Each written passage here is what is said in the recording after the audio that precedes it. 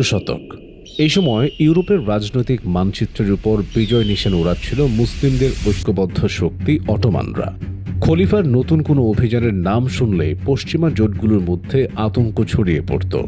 খলিফার মুসলিম মুজাহিদিন বাহিনী বেশ জনপ্রিয় ছিল তাদের শৃঙ্খলা, গতি ও অদম্য শক্তির জন্য। জেনেসারিস, সিপাহিজ, আকিনজি এই বাহিনীগুলো মিলেই মূলত গড়ে ওঠে ইতিহাসের অন্যতম মুসলিম সামরিক রেজিমেন্ট। আর ১৬০০ শতকে এই বাহিনীর ভেতরে একজন কমান্ডার যুদ্ধক্ষেত্রকে নতুন মাত্রায় নিয়ন্ত্রণ করেছিল। আর সেই কিংবদন্তির নাম হল মালকোচুলু বালি বে। বালি বে ছিলেন অটোমানদের এক কিংবদন্তি এলিট অশ্বারোহী কমান্ডার। এছাড়াও তিনি ছিলেন সুলতান সুলেমানের বিশ্বস্ত একজন সহচর। বালি বে মূলত আকিনজি বাহিনীকে সামনে থেকে নেতৃত্ব দিয়েছিলেন। তার নেতৃত্বে আকিনজি বাহিনী ইউরোপের দুর্গগুলোতে অভূতপূর্ব চাপ সৃষ্টি করেছিল। তার বীরত্ব ও কৌশল ছিল এক অন্য লেভেলের। দ্রুত